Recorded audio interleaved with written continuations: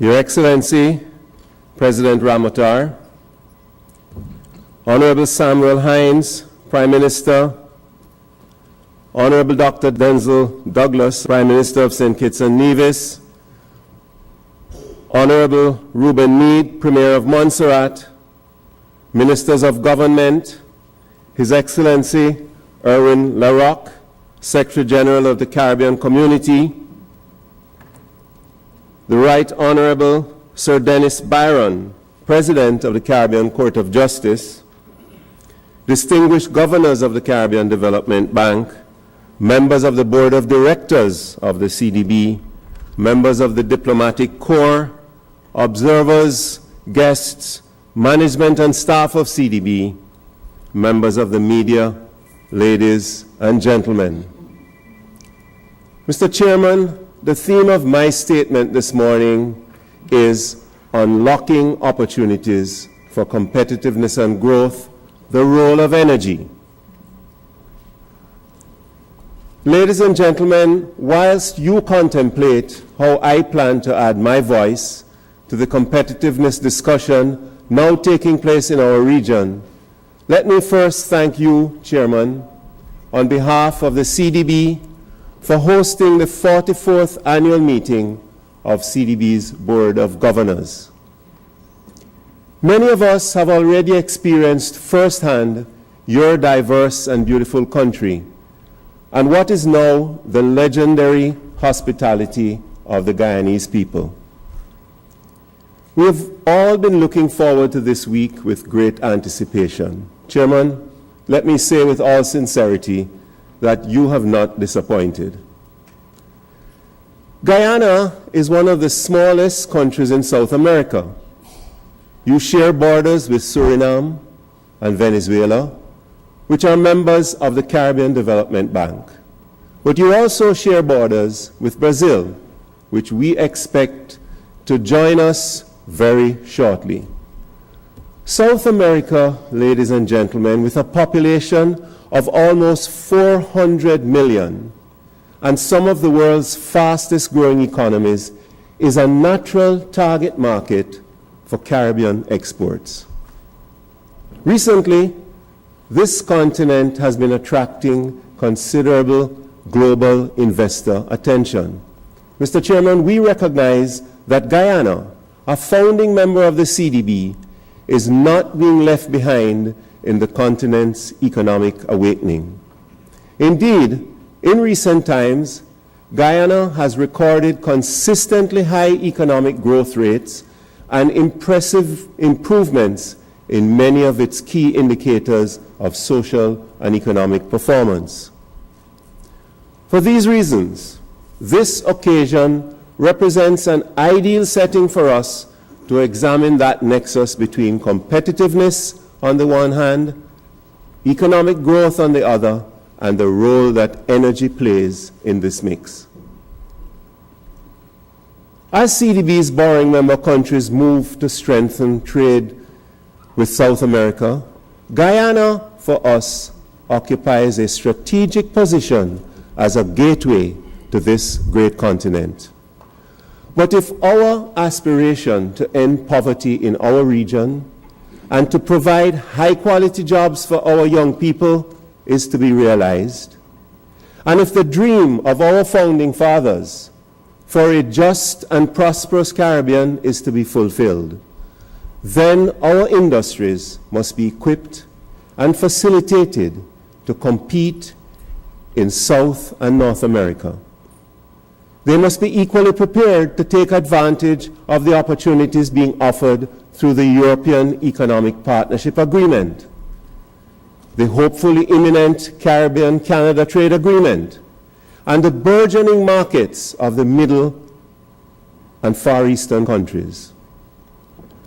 When we begin to see new export-focused industries taking firm root in our economies, then and only then can we be assured that the right foundation has been established for the sustainable prosperity of our people. Recently, Chairman, we have been talking a lot about economic growth. which is an essential element in the prosperity puzzle. But for economic growth to be sustainable, it must be undergirded by competitiveness, which has to be global in its outlook and also global in its reach. This morning, I invite you to consider 3 propositions in relation to competitiveness. First, Caribbean countries have a competitiveness problem, and it is at the root of our difficulty in achieving the high rates of economic growth which we need to be able to provide the standard of living to which all of our people aspire. Secondly, the high price of electricity is a major source of our region's uncompetitiveness and of our vulnerability to external shocks. Third, Chairman, we can increase our energy independence substantially. We can reduce the cost of energy, and in the process, we have the opportunity to create a whole new industry based on a new paradigm. Ladies and gentlemen, I will not detain you for too long this morning on my first proposition that the lack of competitiveness is our biggest constraint to growth. High rates of economic growth have eluded the majority of CDB's borrowing member countries for a very long time. Our region's economic expansion of 2% over the past decade has been consistently below the global rate of 3.8%, lower than the 4% average of other small island developing states, and way below the average of 6% for emerging and developing countries.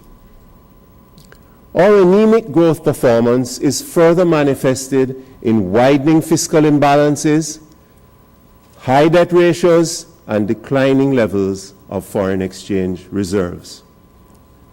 According to 2 reputable surveys with which most of you are familiar, I speak, of course, of the World Bank's Doing Business Survey and the World Economic Forum's Global Competitiveness Index. The Caribbean's ranking does not compare well with others in the area of competitiveness. For example, out of 189 countries surveyed for the Doing Business Index, the average ranking for the Caribbean is 100. These rankings confirm that our BNCs will have difficulty maintaining existing markets. They'll also have difficulty penetrating new ones unless there's a radical transformation in the way in which we do business. Importantly, ladies and gentlemen, the 2 surveys highlight several areas which we need to address. These include inadequate transportation, telecommunication and logistics infrastructure, insufficient access to affordable credit, bureaucratic red tape, low productivity, and high energy costs. So the inability to compete stands out as a major challenge for our region. This brings me to my second proposition. We cannot transform the Caribbean's competitiveness landscape without a frontal attack on energy costs and the generally poor state of our electricity infrastructure. Most people in this audience will agree that electricity costs in the Caribbean are very high. In general, households pay somewhere between 30 and 40 cents US per kilowatt hour for electricity. Prices vary significantly from country to country. Household tariffs in 2012 range from a high of approximately 48 US cents per kilowatt hour in Dominica and in Montserrat to a low of 25 cents US per kilowatt hour in Belize, where the energy mix includes some renewables, namely hydro and biomass. Among the borrowing member countries, the outliers are households in fossil fuel endowed Suriname and Trinidad and Tobago, where rates were under 7 cents US per kilowatt hour.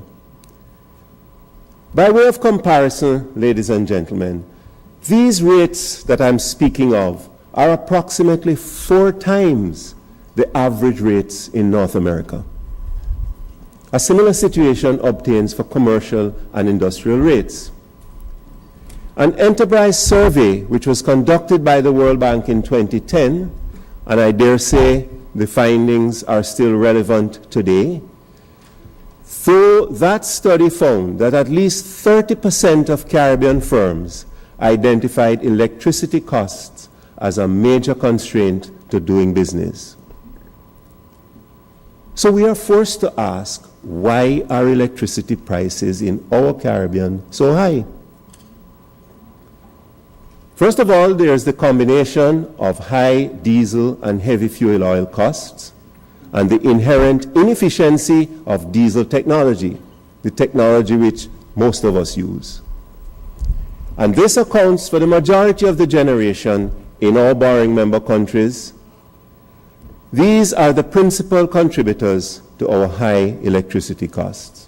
Further, these fuel prices are subject to the volatility of international oil markets, which are highly responsive themselves to shifts in geopolitics. Second, small market size and the absence of economies of scale in the generation of electricity only serve to compound our problem. Third, most generation facilities in the Caribbean today are approaching the end of their useful life, many being more than 20 years old. These facilities, therefore, do not benefit from the efficiencies that are inherent in the new technologies built into generators of more recent vintage. The macroeconomic impact of the high cost of imported fuel and the consequential high electricity price are reflected in deteriorating performance indicators in most of CDB's borrowing member countries. High levels of debt to GDP and the depletion of foreign reserves are directly related to the dependence on imported oil. High electricity prices erode the competitiveness of the regional economies and therefore their ability to earn the required foreign exchange to pay for imports, including oil. Unless we can reduce our dependency on imported fossil fuels, and unless we can substantially reduce energy costs, we will not succeed in improving our competitiveness and reducing our vulnerability to external shocks. This brings me, ladies and gentlemen, to my final proposition. There is a perception, or there has been a perception, that Trinidad and Tobago is the only energy-rich country in the Caribbean. However, today, we now know that our borrowing member countries are definitely not energy poor. Guyana alone has enough renewable energy potential, mainly in the form of hydropower, to meet all of its electricity requirements for the foreseeable future. It has enough power, potential power, to supply all of the needs of its immediate neighbors, such as Grenada and even Trinidad and Tobago, and still have enough left over to sell to neighboring Brazil. The situation is similar for Suriname.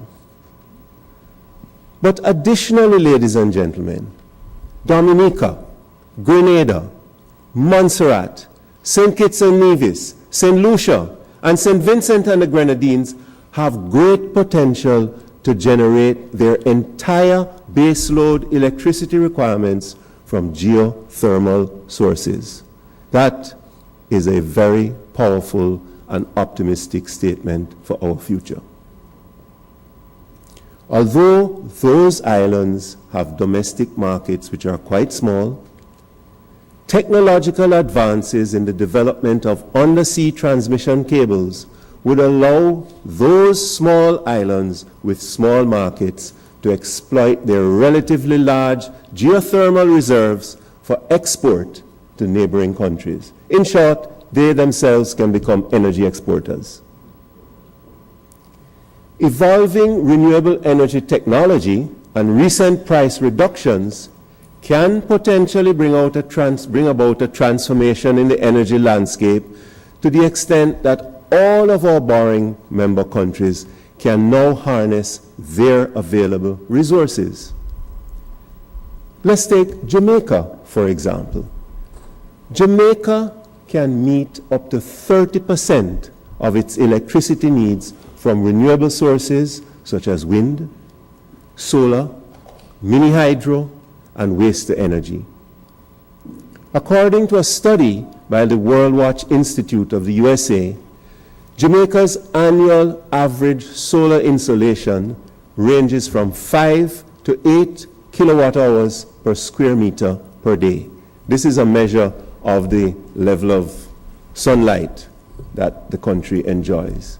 In comparison, Germany, the global leader in solar photovoltaics, has only a few locations with a capacity in excess of 3 kilowatt hours per square meter per day.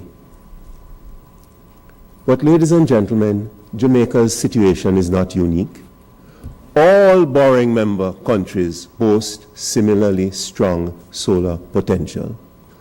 All of these renewable options have the potential to lower electricity costs and to increase reserves from reduced energy imports. With our considerable potential to enhance regional energy security, given our ability to save foreign exchange, to improve the competitiveness of Caribbean economies, and with falling prices of renewable technologies, including solar energy, what prevents us from taking advantage of the opportunity to create a Shakespearean-type sea change in the Caribbean's energy landscape? It is my view, Mr. Chairman, that the legislative and regulatory environment is a major headache, a major hindrance to the pursuit of a new energy paradigm for our region. There are two priority areas for urgent government action. One, we need to change the legislative framework at the national level in order to facilitate access for renewables by altering the monopoly on generation where this exists in borrowing member countries. Revisions in the framework should ensure equitable pricing for supply from independent power providers or small distributed renewable generators of electricity. It is noteworthy that CARICOM energy ministers have already adopted net billing as a feasible mechanism for ensuring equitable pricing. As a matter of urgency then, all borrowing member countries should follow the lead set by Barbados and by Jamaica, which have already enacted the supporting legislation. Two, an appropriate regulatory framework needs to be established for each borrowing member country to ensure that equitable tariffs and rules for optimal performance are in place, and to make certain that the interests of consumers, investors, and governments are balanced. Given the constraints of market size and the availability and cost of specialized skills necessary for the effective administration of the regulatory function, it makes sense to me, Chair, for a collective approach to be adopted. It is for this reason that CDB welcomes the Eastern Caribbean Energy Regulatory Authority initiative. It is for that reason that we also applaud those OECS countries that have already committed, and we look forward to the full participation by other member countries. I would go so far as to say that such a supranational regulatory body is critical for full and sustainable development of the geothermal potential in the OECS sub-region, to encourage private investment in the sector, and to make interconnectivity a reality. The building of a new energy paradigm must give priority to energy efficiency, which is relatively low cost and yields a high return on investment with a short payback period. A successful energy efficiency program, which incorporates appropriate tax incentives, would reduce household expenditure on other forms of energy, thereby increasing disposable incomes. Businesses, in particular the critically important micro, small, and medium-sized enterprises, would also see improvements in their efficiency and in their competitiveness. The growth of industries producing and/or installing solar water heating systems are the most familiar of the new industries which can emerge in our region as a response to high energy prices. In the new energy paradigm, we should expect an expansion in new industries around a range of energy services and the manufacture and installation of photovoltaic and other renewable energy systems and energy-saving devices. This new paradigm of which I speak is integral to the green economy approach currently under consideration by some borrowing member countries and is consistent with CDB's climate resilience strategy. This morning, ladies and gentlemen, I have put three basic propositions before you. I have suggested that we have a competitiveness problem, which is responsible for our relatively low rates of economic growth in part. I have argued also that the high price of electricity and our heavy reliance on imported fuels make us vulnerable and are the primary sources of our region's uncompetitiveness. And I've also argued that we can increase energy independence substantially, reduce the cost of energy, and create a whole new industry based on this new paradigm.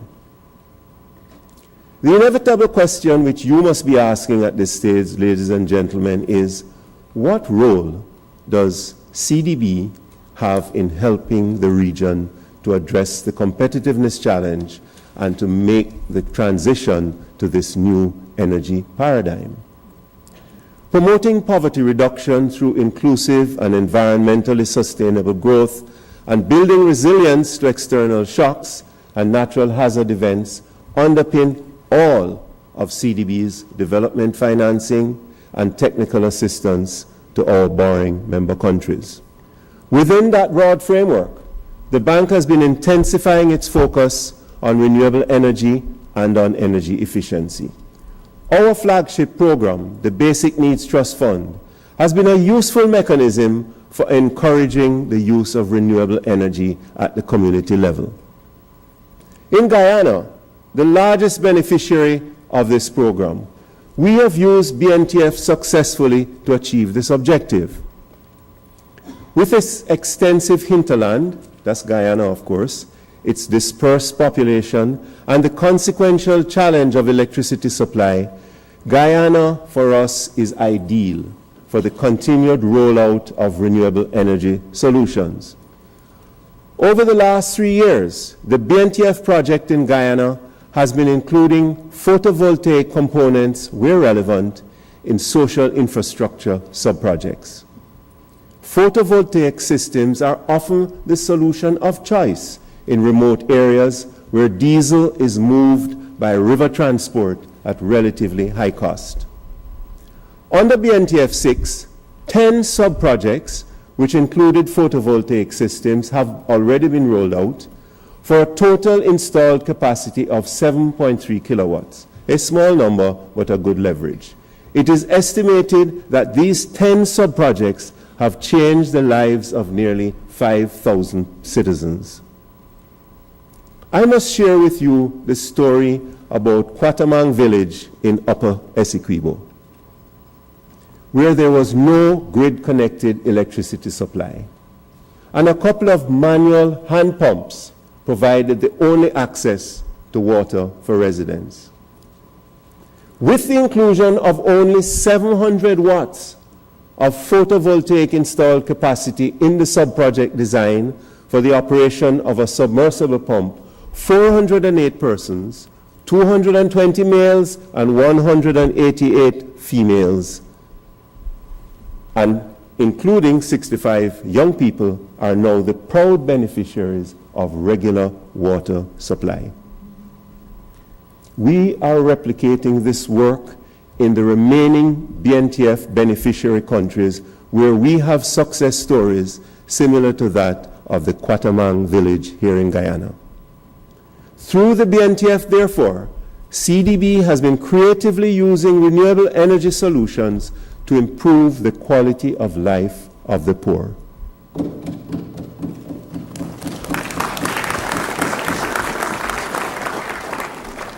In the private sector, Chair, the bank has also been working with micro, small, and medium-sized enterprises, mainly in the OECS countries, to improve their efficiency and their competitiveness.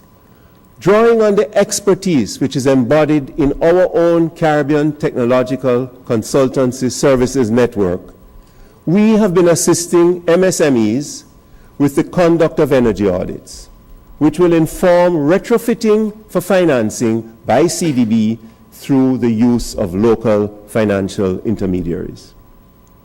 The bank has also implemented a US $1.5 million project through the OECS Secretariat to develop energy efficiency and energy awareness strategies and to support legislative reform in the Eastern Caribbean. Organizationally, what we have done at CDB is to create a renewable energy and energy efficiency unit, which, among other things, will prepare a new energy sector policy and strategy for us. It will develop the new financing instruments and champion the bank's interventions in this area. This unit, I am proud to announce, will benefit from specialist expertise provided by the government and people of Germany. CDB has financed electricity generation, transmission, and distribution facilities in our borrowing member countries virtually since the bank's inception. We will continue to do so, including collaborating with development partners.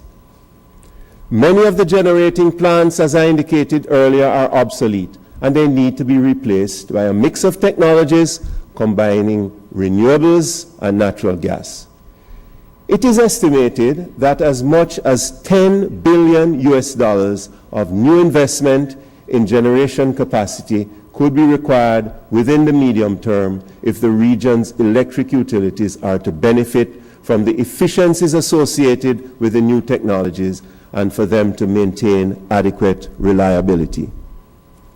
To radically transform the energy generation landscape, the investment requirements could exceed US $20 billion. In closing, ladies and gentlemen, let me leave you with some final thoughts. The majority of our borrowing members are caught in a vortex of low growth and stagnant, declining living standards. In contrast, many of the small island developing states are outperforming us. And the newly emerging countries of Africa, of Asia, and of South America are either catching up or rapidly leaving us behind. We're very good at analysis, but we need to become excellent at praxis. We know what needs to be done, and we just need to do it. The energy challenge is not a new one. We have known about it for at least 40 years, at least since the first oil shock in 1973.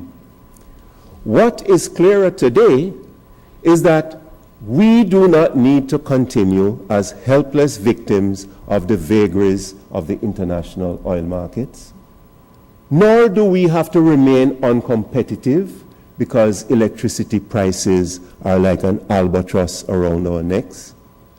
Our leaders of the 1930s to the 1960s fought tirelessly for this Caribbean's political independence. As today's leaders, we must move to secure all aspects of our nationhood. And one critical area is energy security. We must take full responsibility and ownership by addressing decisively the competitiveness and energy handicaps which threaten us now. If they go unfixed, generations to come will be affected. It is not an impossible dream for small states like ours to compete successfully on the international stage. If you believe, ladies and gentlemen, that I indulge in tiresome hubris, I urge you to speak to Grenada's Kirani James. Speak to Kim Collins of St. Kitts and Nevis. Ask Hazley Crawford and Wendell Motley of Trinidad and Tobago. And of course, ask Usain Bolt and Shelly-Ann Fraser-Price of Jamaica. Indeed, speak to the vast number of Caribbean athletes, past and present, who have conquered the world of track and field by focusing on what? On doing the things that make them world-class. The Caribbean has faced and it has overcome many obstacles in the past. If we are to triumph over today's competitiveness and energy challenges, we would do well to heed the counsel of St. Francis of Assisi to, and I quote, start by doing what's necessary, then do what's possible, and then suddenly we are doing the impossible. Mr. Chairman, I thank you.